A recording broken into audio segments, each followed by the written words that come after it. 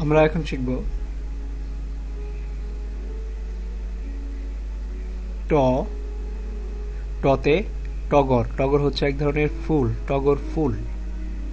ঠ।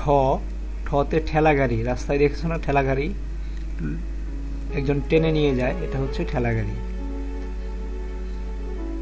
ঢ। এটা হচ্ছে ড। ডতে ডালিম। ডালিম, ডালিম ফল, এক ধরনের ফল, তোমরা নিশ্চয়ই খেয়েছ। ঢ। ঢতে ঢোল। ঢোল কি করে? ঢোল বাজায়। এটা হচ্ছে মূর্ধন্য। মূর্ধন্য। মূর্ধন্যতে বীণা।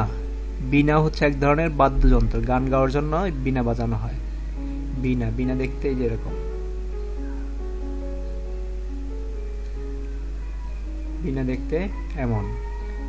এটা হচ্ছে ট। ঠ। ড। ঢ। মূর্ধন্য।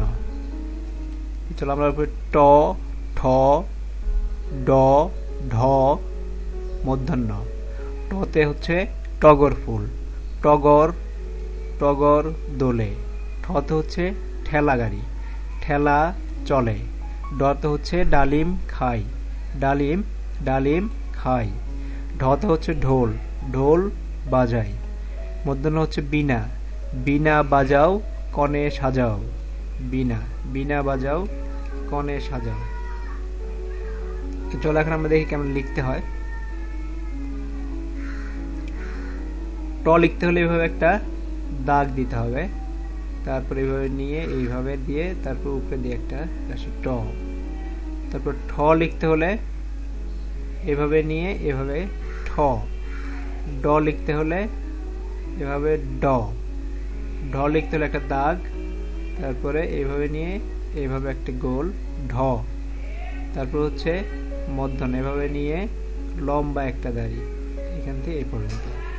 তাহলে ট, ঠ, ট, ঠ, ড, ঢ, মূর্ধন্য। তোমরা নিশ্চয়ই এখন পারবে। তোমরা এখন বলো ট, ঠ, ড, ঢ, মূর্ধন্য।